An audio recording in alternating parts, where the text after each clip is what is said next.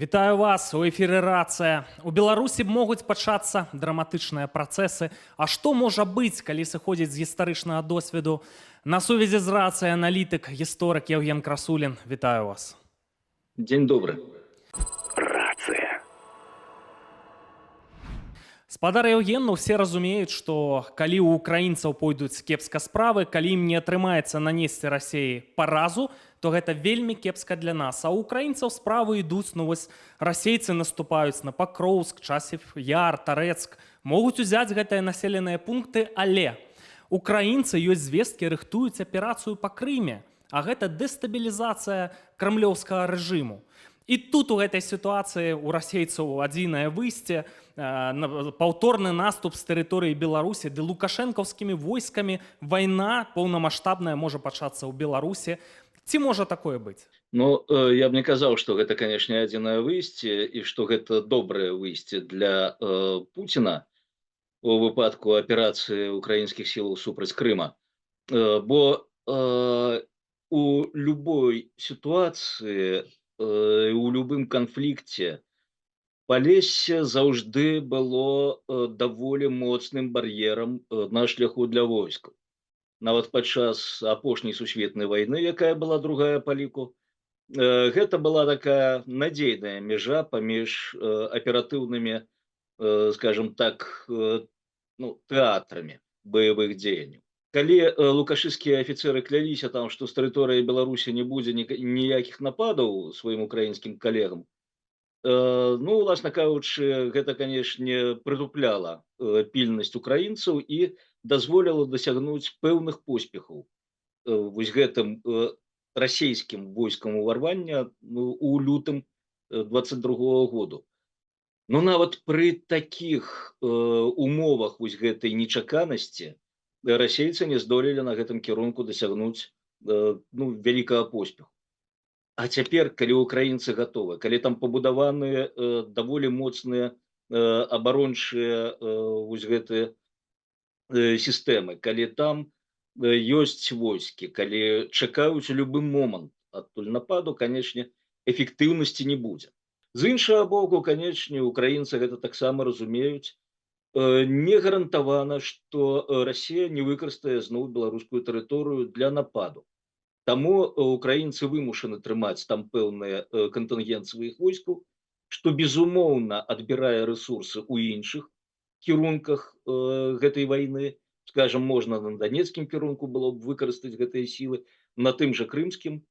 Вось гэта, я думаю, асноўная мэта закідаў гэтых наратываў, што з тэрыторыі Беларусі можа пайсці наступ, у якім могуць прыняць удзел беларускія войскі. Відавочна, што гэта блеф, но зноўку нават на гэты блеф трэба выдзяляць нейкі рэсурс дзеля таго, каб паставіць хоць нейкую заслону на шляху такой магчымасці.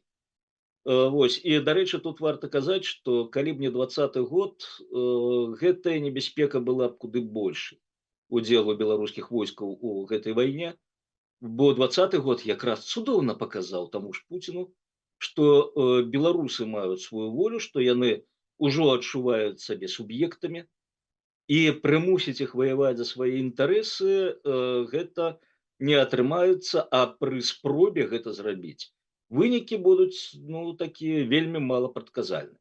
Спадар Евген, але Пуціну важна якраз такі адцягнуць украінскія сілы, каб яны не маглі рэалізаваць гэтую аперацыю па Крыме.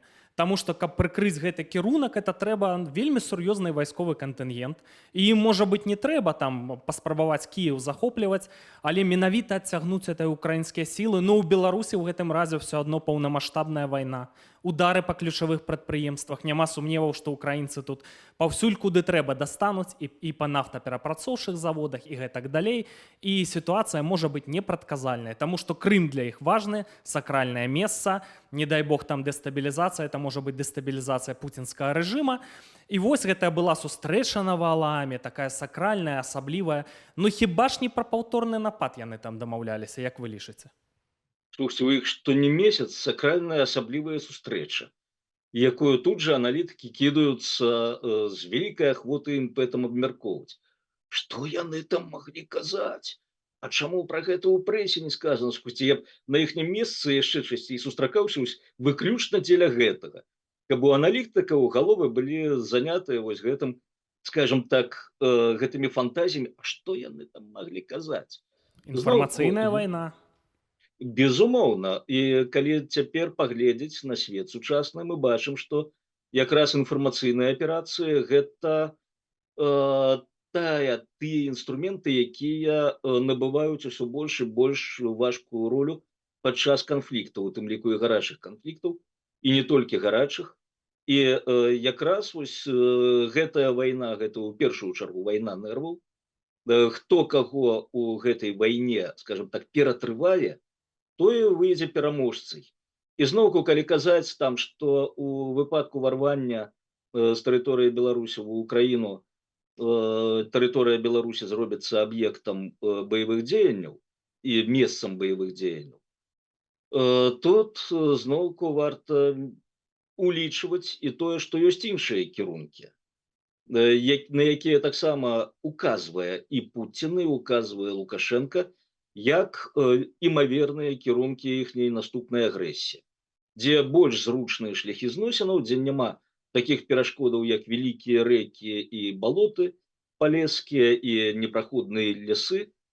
Гэта захад, заходні кірунак, зноўку, колькі тут пагрозаў гучала, мы ўсе цудоўна памятаем.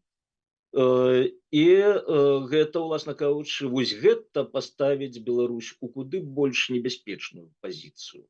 І кіне Беларусь у эпіцэнтр куды больш глобальнага і небяспечнага канфлікту. Ну і не будзем забывацца, што ёсць розныя пагрозы. Апошнім часам мы мала кажам пра тую ж ядравую зброю, так, якая не проста так інфраструктура ў Беларусі падрыхтаваная, імаверна, гэта зброя ёсць, калі няма, хутка могуць даставіць.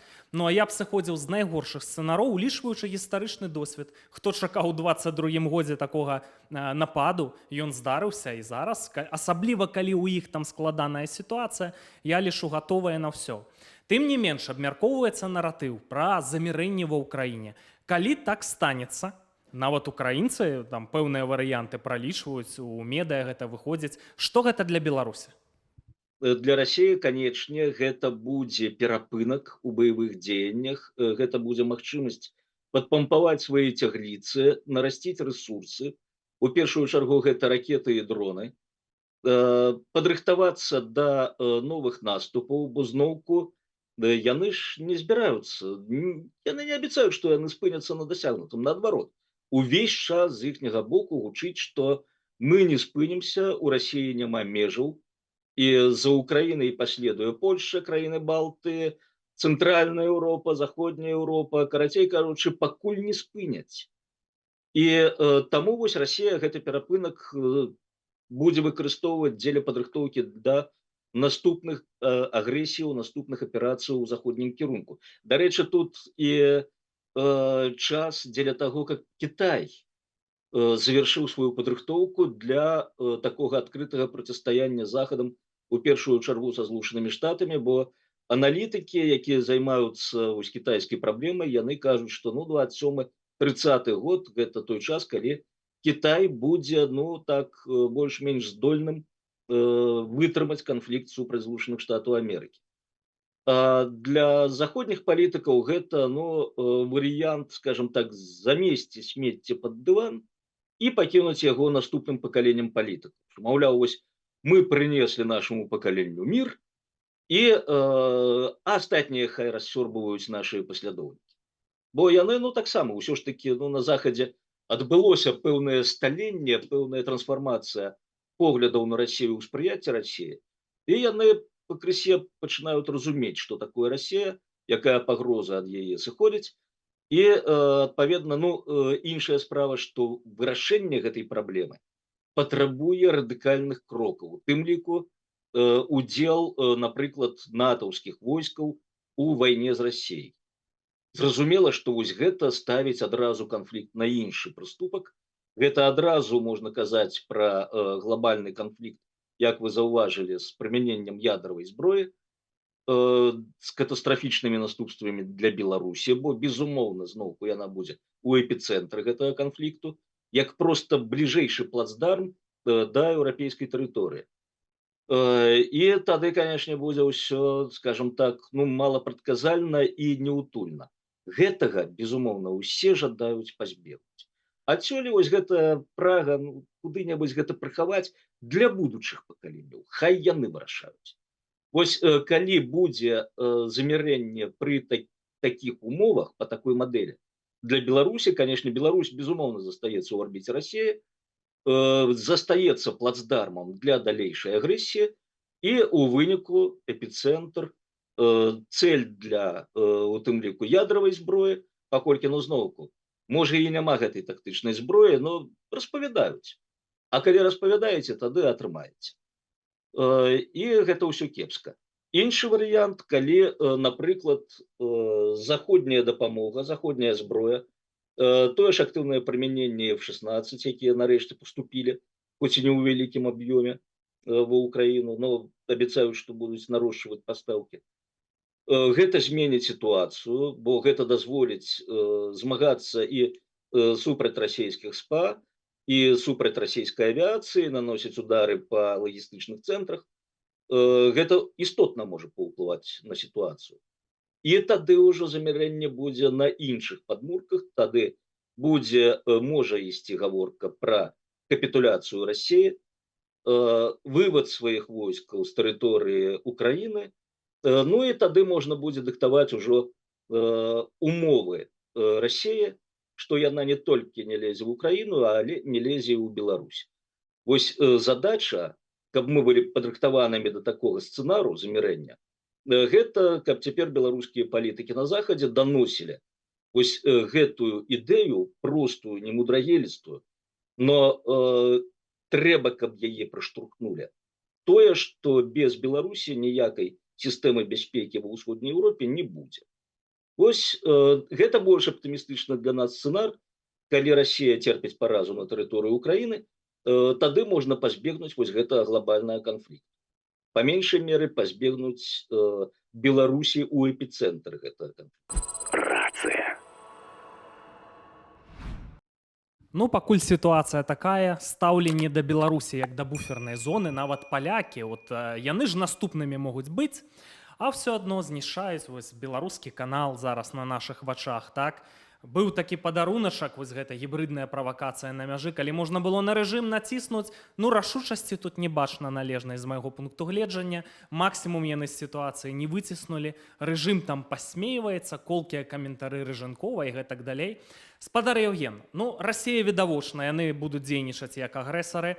Калі вот нейкія варыянты з замірэннямі, як вы лічыце, праз колькі год яны могуць пайсці новай вайной праз Беларусь? Залежыць ад тых умоваў, на якім будзе гэтае замірэнне.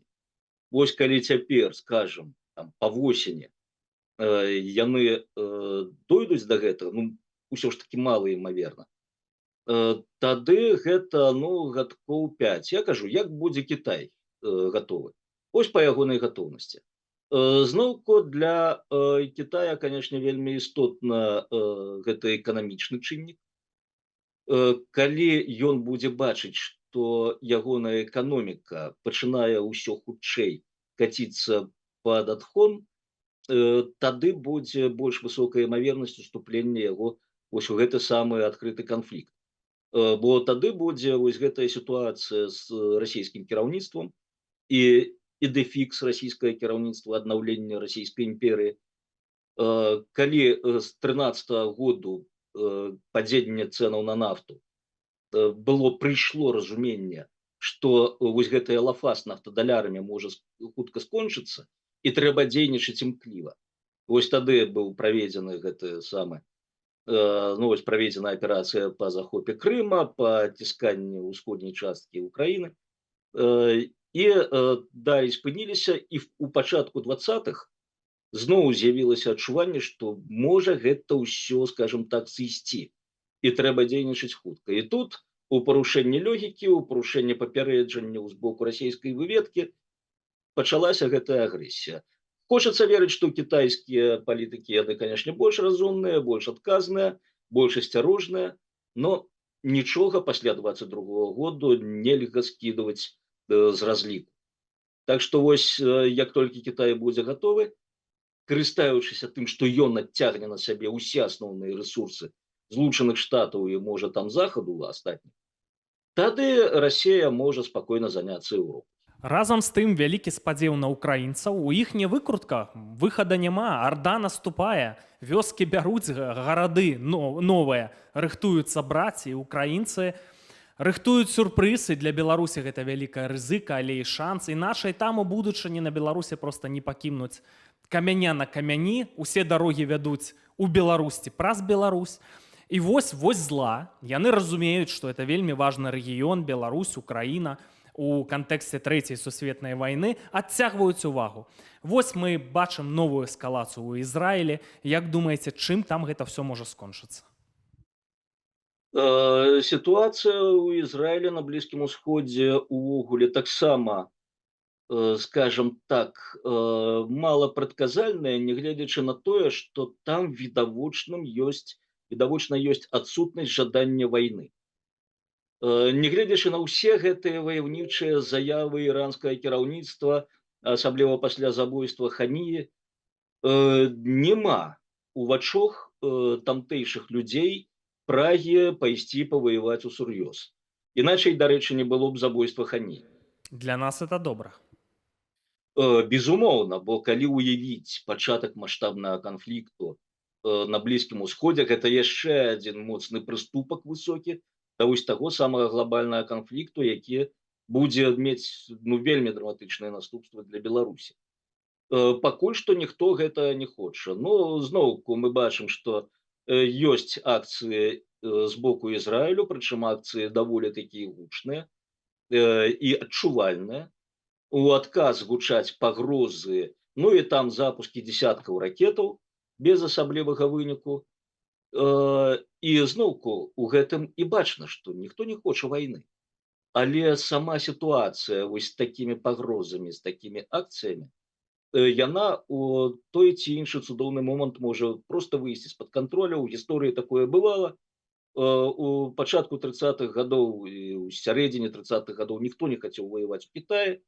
Ну так, слова за слова атрымалася, што адна выпадковасць і палыхнула.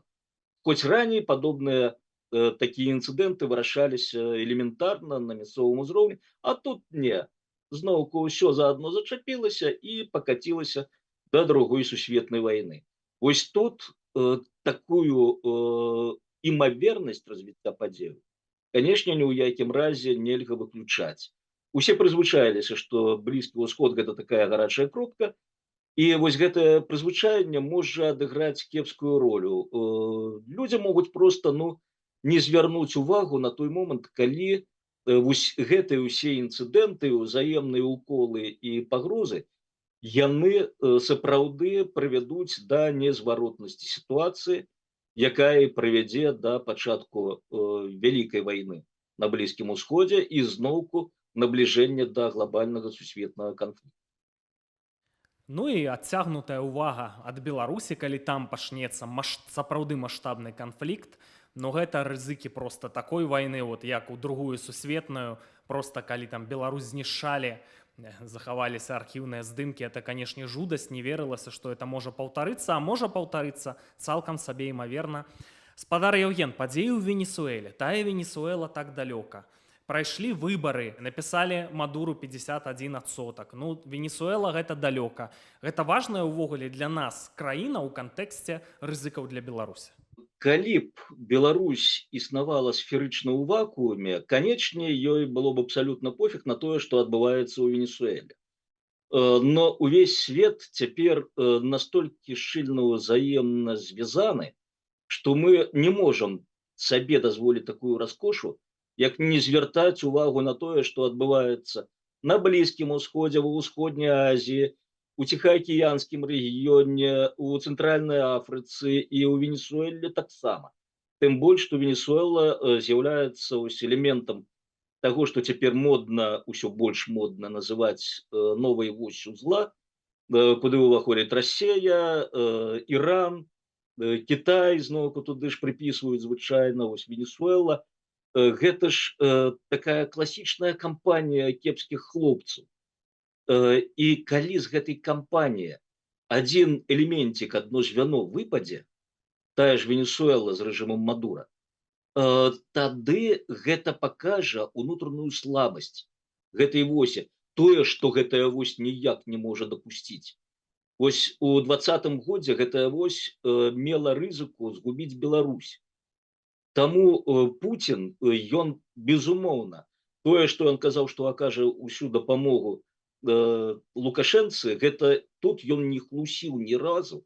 Для Пуціна згубіць Лукашэнку гэта страшна. Гэта аслабіць сабе, гэта аслабіць вось гэтую самую вось зла, над пабудовай і ўмацаваннем якой ён так актыўна працуе. Таму ён за Лукашэнку трымаўся ў 2020 годзе, як, уласна кажучы, у 10-м, нягледзячы на ўсе гэтыя фільмы «Хросны бацька» і гэтак далей. Гэтыя аповеды яны ідуць яшчэ з 90-х, што там Лукашенко самастойная фігура, абаронца незалежнасці, гэта частка вось той самай гібрыднай барацьбы супраць беларусаў, каб утварыць з Лукашэнкі вобраз вось гэтага незалежніка. Усіх ягоных апанентаў запісаць у памагатыя Крамля. Што, дарэчы, не без поспеху адбываецца цяпер у тым ліку. Вось, і калі вяртацца да Венесуэлы, для Пуціна, для Китая, для Ірана, для рэжыма Лукашэнкі у тым ліку згубіць такі рэсурс, як рэжым таварыша Мадура, гэта недапушчальна. Таму зноўку, вось у 18 годзе, калі пачаўся гэты крызіс палітычны ў Венесуэле, калі Мадура ўпершыню пайшоў на маштабныя фальсіфікацыі выбараў, да гэтага пры Чавесе, уласна кажучы, там жа была дэмакратыя, без жарту. Там выбары былі сумленнымі. Чавес сумленна перамагаў на гэтых выбарах, бо ў яго былі нафтадаляры, ён фінансаваў шматлікія сацыяльныя праграмы, і ўсе былі за яго, асабліва вось найменш абароненыя, найменш забяспечаныя слаі насельніцтва. Потым, калі тая самая цана на нафту пайшла ўніз, плюс сацыялізм з ягоным кепскім менеджментам, карупцыя, калі ўсё ж такі рэжым кіруе ўжо не адзін дзесятак год, гэта ўсё прывяло да, скажем так, развалу эканомікі, развалу той жа нафтапрамысловасці, і, адпаведна, нельга было ўжо выконваць сваю ролю ў гэтым кантракце з венесуэльскім грамадствам. І венесуэльскае грамадство пачало выказваць незадаволенасць. У 18 годзе там, уласна кажучы, апазіцыя венесуэльская сцвярджае, што выбары былі фальсіфікаваныя, як мы памятаем, міжнародная супольнасць, значная частка міжнароднай супольнасці не прызнала гэтыя выбары. І вось тады толькі Мадура пачаў такімі гіганцкімі кропкамі ісці да аўтарытарызму, дыктатуры. І ён жа мог у 18 годзе гэта ўсё спыніць і, уласна кажучы, сысці. Тая ж падтрымка з боку Масквы, тая ж падтрымка з боку Паэдзіна яго ўтрымала. Гэта вельмі істотна, маральная падтрымка. І той жа Мадура, той жа Лукашенко пры гэтай падтрымцы могуць дзейнічаць, не азіраючыся там на нейкія іміджавыя страты. Тут пра іміджавыя страты ўжо казаць не выпадае, што ў аднаго, што ў іншага. Проста нават не азірацца на рэакцыю свайго грамадства, не азірацца на рэакцыю міжнароднай супольнасці, а спадзявацца, што іхні рэсурсік вось там, у Маскве, у Паэдзіне, і гэты рэсурсік не дасць ім патануць. Па меншай меры сёння. А заўтра будзе заўтра. Яны падумаюць пра гэта потым. Так што, канечне, рэжым Мадура вельмі істотны для гэтай восі зла. Калі ён выпадзе, гэта будзе удар па ўсіх астатніх ейных элементах. У тым ліку і па рэжыме Лукашэнкі ў Беларусі, і па рэжыму Пуціна ў Маскве. Рацыя. Спадар Яўген, і атрымліваецца, гэтыя аўтарытарныя рэжымы могуць сыпацца у пэўных краінах, і потым па прынцыпе даміно это здарыцца ў саюзнікаў, так? Мы пагутарылі пра фактар Украіны, што, уявіце сабе, все-таки гэтая аперацыя ў Крыме, якая відавочна плануецца. Відавочна яны прытрымліваюць буйны кантынгент для нейкай аперацыі. А самае ўразлівае месца Расіі, Крым, не проста так яны абараняюць гэты Крымскі мост, і ў Беларусі пачнецца. Беларусі, Крым, як бы ўзаемазалежныя, так пра гэта многія эксперты гавораць. Ну і мы ж яшчэ не пагутарылі там пра будучага прэзідэнта ЗША, магчымага, вельмі магчымага, так рашучага, імпульсіўнага чалавека, такога непрадказальнага, но это таксама тут усё можа паставіць з галавы на ногі. І вось у гэтай сітуацыі, калі вакол Беларусі сціскаецца вязьмо як ні круці, і падзеі хутка могуць разгортвацца, мы папярэджваем нашых людзей. Шаноўныя беларусы, могуць пазакрываць межы, калі ўжо пачнецца вайна ў Беларусі, не выйдзеце. Удары па Беларусі. Ды дзясяткі тысяч людзей могуць загінуць. Ды будуць гнаць гэтае войска лукашэнкаўцаў з заградатрадамі, што яны ўжо адпрацавалі там у вайне ва ўкраіне. Мы калі папярэджваем пра гэта беларусаў, мы не перагінаем палку, як вы лічыце? Но пры пэўным збегу абставінаў, скажем так, вось калі адбудзецца гэтае замірэнне, ці адбудзецца развал украінскага фронту, і Украіна больш не здолее трымаць абарону супраць Расіі, і пачнецца імклівы наступ, і будзе ўзяты і Кіеў, і вось здзейсніцца гэты план Расіі, што Украіна пераўтвараецца таксама у марыянеткавую дзяржаву, як і Беларусь, і ну, далей, канечне, развіццё вось гэтага сцэнару найбольш імаверна. Гэта атака на Захад, на Еўропу, на еўрапейскі звяз, і гэта канфлікт з краінамі НАТО. Расія можа на гэта пайсці, атрымаўшы рэсурс Украіны зноўку, а калі Украіна атрымае паразу, у Беларусі, канешне, будзе настрой такі, што ну, там можна будзе і беларусаў сапраўды з заградатрадамі гнаць наперад, і разлічваць пры гэтым на слабасць захаду, вось прыняўшы тое, што заходнія палітыкі не жадаюць там канфліктаў, што яны хутчэй будуць адкупацца, што яны пойдуць на замірэнне там коштам страты не тое, што Украіны, Беларусі, а краінаў Балтыі, Польшы, і Малдовы, там, і Румыніі, можа быць, Словаччына, Угоршчына там самі могуць далучыцца з радасцю дабрачынна. Вось, з разлікам на гэта, ну так, можа быць. Як бы фантастычна гэта ўсё не гучала. Но ў гісторыі вельмі шмат бывала фантастычных прыкладаў развіцця падзеяў зноўку.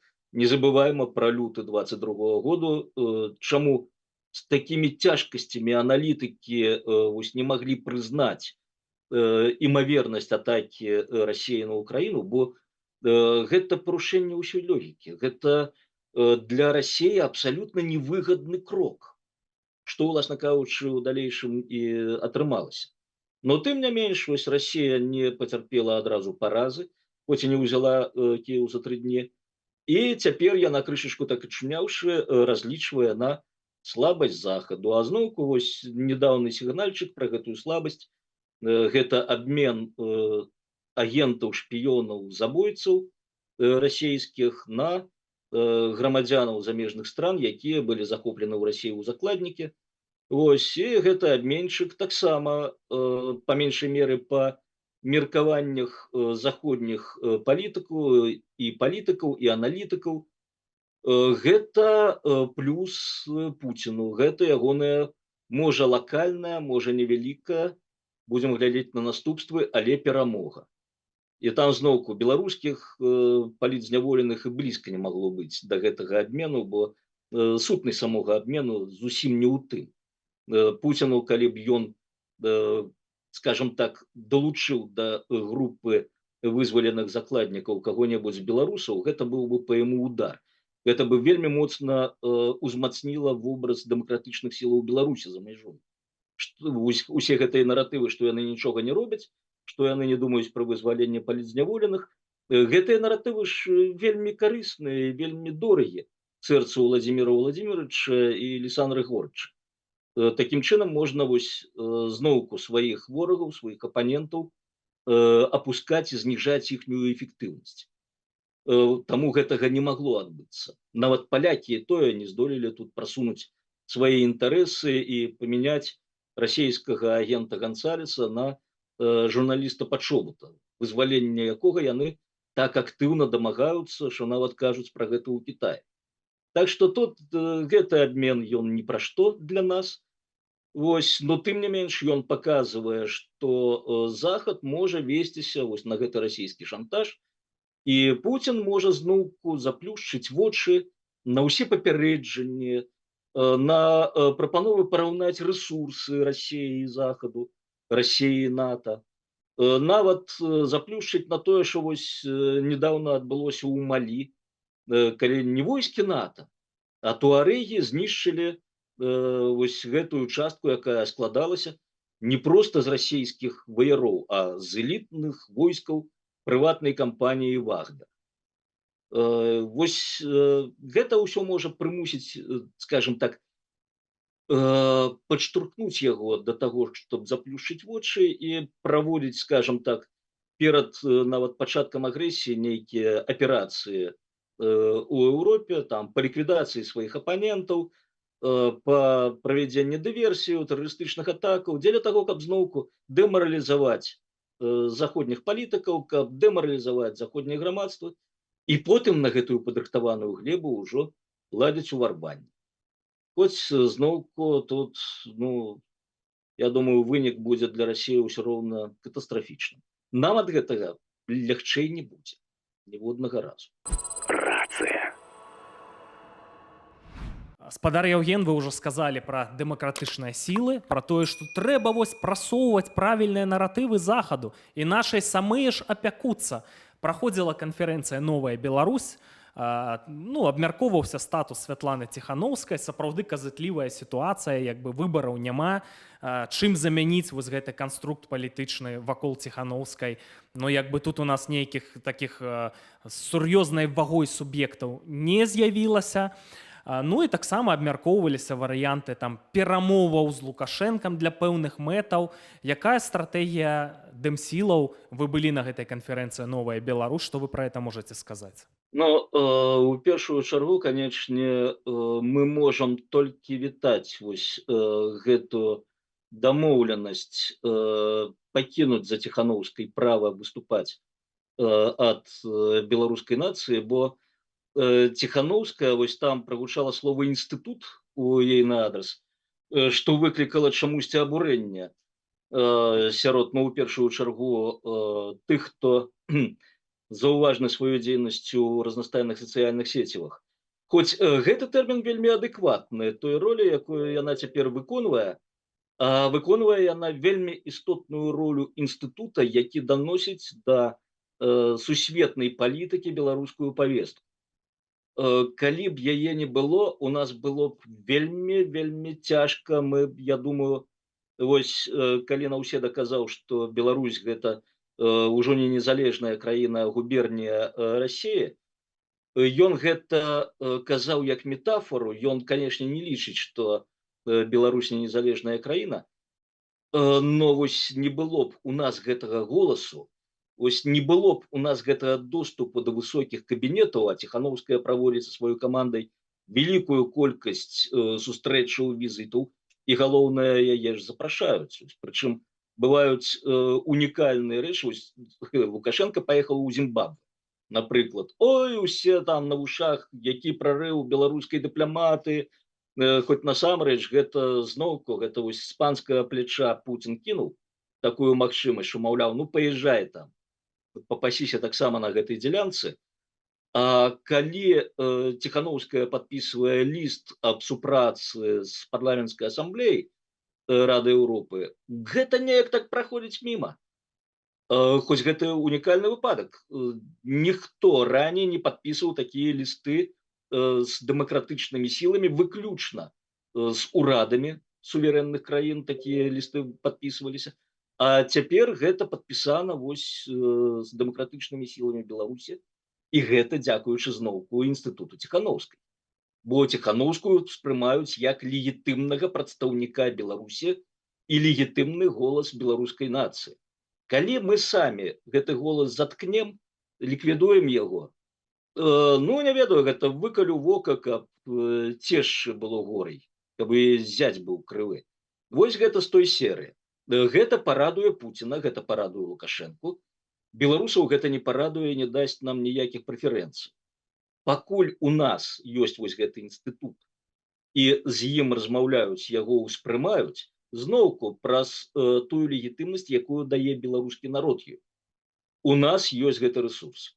Пакуль, на жаль, так, няма механізму яго замяніць. Можа, знайшлося б кім замяніць, но няма механізму. Гэта не значыць, што ў далейшым такі механізм не з'явіцца, цалкам магчыма, ён будзе. І тады можна будзе казаць, як вось перадаць гэтую місію Ціханаўскай ад яе да іншага нейкага суб'екта. Но гэта трэба зрабіць тады, калі будзе гарантыя, што гэта не будзе вынішчэннем таго, што ёсць, а гэта будзе сапраўды вось таго ўзроўню, які мы ўжо дасягнулі, перадача на наступны. Пакуль прапануецца толькі варыянт знішчыць, і ўсё. Ну, зноўку, каму гэта выгадна, я думаю, усе цудоўна разумеюць. Не беларусам гэта выгадна. Таму пакуль дэмакратычныя сілы маюць вось такі рэсурс, такі лакаматыў, які будзе падштурхоўваць на міжнароднай арэне інтарэс Беларусі, зноўку, усе думаюць, што палітыкі ў свеце такія разумныя, што яны ўсё бачаць, усё разумеюць. Не. Ёсць інертнасць мыслення, ёсць неабходнасць даказваць гэтым палітыкам, што Беларусь мала таго, што суверэнная дзяржава, але гэта яшчэ і неабходны элемент сістэмы бяспекі ў цэнтральнай Еўропе, ва ўсходняй. І што Беларусь ні ў якім разе нельга адчапляць ад кейсу Украіны. Украіна і Беларусь, яны мусяць ісці побач, і вось калі дойдзе час да сапраўднага замірэння, калі Расія будзе ўжо навучанай дастаткова, каб адмовіцца ад сваіх ідэяў аднаўлення імперыі і працягу вайны ва Ўкраіне, вось каб тады гэтая чырвоная лінія не толькі аддзяляла Украіну ад Расіі, але і Беларусь ад Расіі. Вось гэта задача нашых лакаматываў, вось гэтых самых дэмакратычных сіл. Ну, гэтыя лакаматывы трэба пару вагонаў дроў дадаць, я не ведаю, некалькі там цыстэрнаў паліва, таму што мінула 4 гады, так, ад палітычнага крызісу 2020 года, і такіх вось палітычных перамог, я думаю, што многія гледачы пагодзяцца, мякка кажучы, мала, але разам з тым, каб зараз узяць гэтыя інстытуты вакол Ціханаўскай чымсьці замяніць, мы таксама такіх суб'ектаў не бачым. Таму, ну што застаецца? Застаецца пажадаць поспехаў, каб гэтыя палітычныя перамогі з'явіліся, і каб вот эту пазіцыю пра важнасць увогуле геаграфічную, геапалітычную, стратэгічную. Недавно сустрэча Ціханаўская са Столтенбергам, генеральным сакратаром НАТО. Гэта таксама перамога. Гэта таксама крок да гарантыі бяспекі Беларусі. Крок да таго, каб пазбегнуць вось гэты катастрафічны сцэнар, пра які мы з вами сёння размаўляем і якім, я думаю, палохаем нашу аўдыторыю. То бок тут ёсць поспехі, ну трэба звяртаць на іх увагу. Ну і зноўку, вось, калі казаць пра ўспрыяцце Беларусі заходнімі палітыкамі, неправда, што яны ўспрымаюць Беларусь як ужо ўсё адразаны ломаць, губернію рассеяння, яны ўспрымаюць яе і будуць успрымаць як незалежную дзяржаву. Іншая справа, што трэба накіраваць вось гэтыя іх успрыяцце ў патрэбнае нам рэчышча і давесці, што Беларусі неабходныя дэмакратычныя перамены і што яе можна і трэба адарваць ад Расіі. Шаноўныя гледачы і глядачкі, мы сёння гутарылі пра жудасныя сцэнары, таму што вязьмо вакол Беларусі сціскаецца, як ні круці, не зараз, там не ў жніўні месяцы гэта пачнецца, дык у другой палове 24 года, ці там трошкі пазней, ці праз гады, і ўвогуле Беларусь могуць пераўтварыць у выпаленую зямлю. Працэсы гэтыя ідуць, пагутарылі мы пра тое, што дэмсілы беларускія павінныя наратывы эфектыўна даносіць да заходніх палітыкаў, таму што заходнія палітыкі, падобна на тое, у адрозненні ад розных там стратэгічных экспертаў, не вельмі разумеюць значнасць Беларусі, наколькі это важная краіна, нават калі глядзець на геаграфічны чыннік, застаецца толькі пажадаць поспехаў, прыйшоў час для нейкай кансалідацыі пэўнай, у тым ліку ў дэмсілах беларускіх. Ну што вы думаеце пра нашу гутарку з Евгенам Красуліным? Пішыце, калі ласка, каментары. Часы наперадзе відавочна вельмі небяспечныя, але таксама шансы для Беларусі будуць. Спадар Евген, шчыра дзякую вам за ўдзел у гэтай праграме. Дзякую вам.